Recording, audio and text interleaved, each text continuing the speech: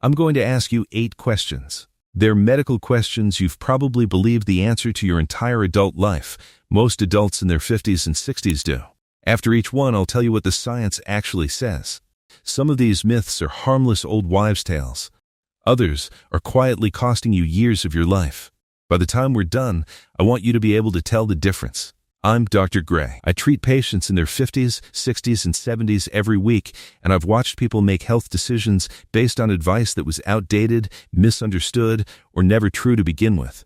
Today we fix some of that. 8 questions, 8 answers that might surprise you. Myth 1. Does eating eggs raise your cholesterol? For 40 years, doctors told their patients to limit eggs because of the cholesterol in the yolk. An entire generation grew up eating egg white omelets and skipping the part with all the nutrition. Here's what the research actually shows. The cholesterol you eat in food has very little impact on the cholesterol in your blood. Your liver makes most of your blood cholesterol, and when you eat more cholesterol from food, your liver simply makes less. Think of it like a thermostat. The system balances itself. A large analysis of healthy adults found no link between eating 1 or 2 eggs a day and increased risk of heart disease.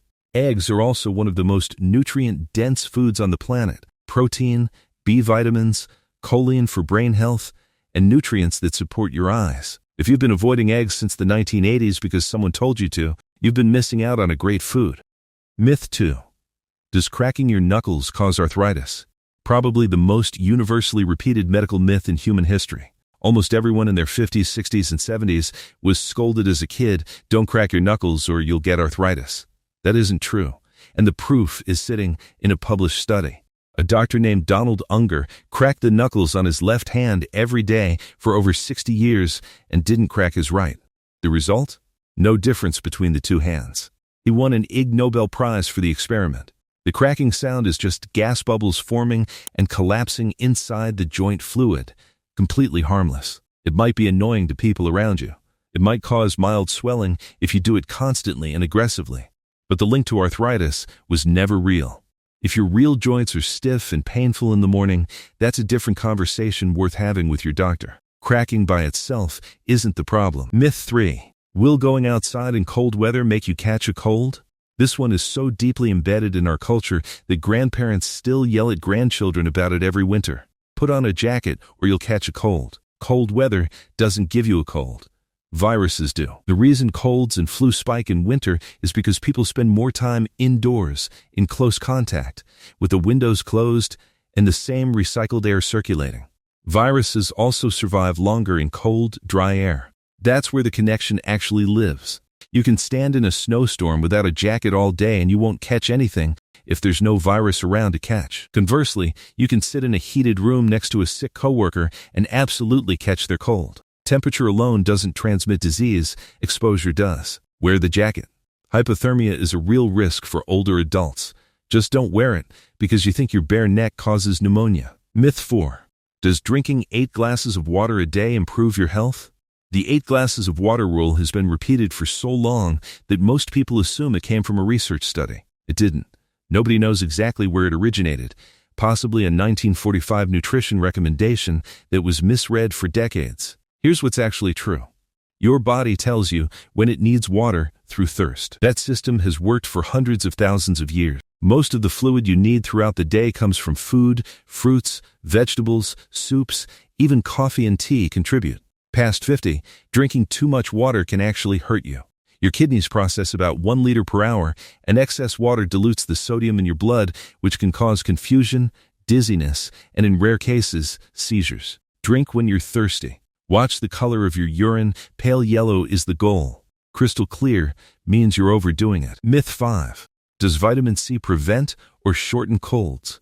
Linus Pauling, a Nobel Prize-winning chemist, popularized this idea in the 1970s.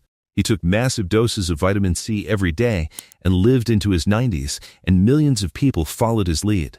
Decades of research have tested it.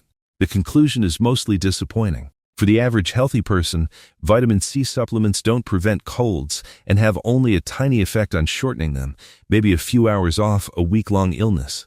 There's an exception worth knowing about. People under serious physical stress, long-distance runners, soldiers, people exposed to extreme cold do see a reduction in cold frequency from vitamin C. For everyone else, the effect is minimal. Eat oranges, strawberries, peppers, and broccoli. Get your vitamin C from food. The megadoses don't do what people think they do, and excessive amounts can cause stomach issues and kidney stones. Myth 6. Should you only worry about heart disease if it runs in your family? This is one of the most dangerous myths on the list.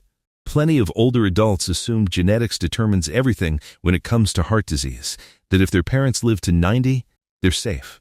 Genetics matter, but they account for maybe 30 to 40% of your heart disease risk. The other 60 to 70% comes from lifestyle, blood pressure, blood sugar, cholesterol, weight, exercise, sleep, smoking, stress. Imagine two cars built on the exact same factory line, same engine, same parts. One gets driven hard, never serviced, parked in salt air. The other gets regular oil changes, gentle driving, a covered garage. 20 years later, those cars look nothing alike. Your heart works the same way. Your genes built the engine. The way you live decides how long it runs. If your family history is good, that's a head start, not a free pass. And if your family history is bad, lifestyle changes can dramatically reduce your inherited risk. Heart disease is far more controllable than most people believe.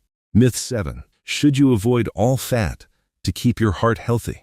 The low-fat era of the 1980s and 90s convinced an entire generation that fat was the enemy. Walk into the kitchen of someone in their 60s and you'll often find low-fat yogurt, skim milk, fat-free dressings, and margarine instead of butter. The science has moved on dramatically. Not all fats are the same. Trans fats, the kind found in margarine and processed foods of that era, really are bad for you. They damage your blood vessels and raise heart disease risk. But monounsaturated and polyunsaturated fats, the ones in olive oil, avocados, nuts, seeds, and fatty fish, actually protect your heart.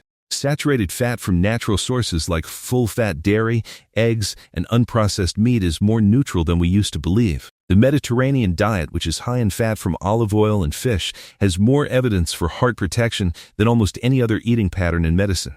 When the food industry took the fat out of products, they replaced it with sugar to make the food palatable. And sugar is far more harmful to your heart than the fat ever was. Myth 8. Can you trust how you feel as a sign that you're healthy? Save this one for last because it's the most dangerous on the list. I feel fine, so I must be fine.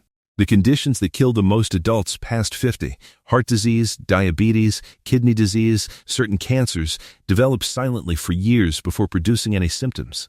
By the time you feel something is wrong, the damage is often already advanced. High blood pressure has no feeling. High blood sugar has no feeling until it's been damaging you for years. Early cancer feels like nothing at all. Feeling good and being healthy are two different things, and they can drift apart for a long time before your body finally lets you know. Annual blood work, regular blood pressure checks, age-appropriate cancer screenings, eye exams, dental exams, these are the only honest reports on what's actually happening inside you. If you skip them because you feel great, you're trusting a feeling that isn't qualified to give you that information. 8 myths, some harmless, others quietly costing people their health for decades. The pattern across all of them is the same. Medicine evolves. The advice you got at 30, from a doctor, a magazine, a parent, was based on the best information available at that time. Some of it has held up. Plenty of it hasn't. And nobody has gone back to update you on what's changed. That's the work this channel exists to do. Not to make you suspicious of every health rule you've ever followed, but to give you the latest research in plain language so you can update your beliefs alongside the science. Question what you've been told, even when it came from someone you trusted, especially then.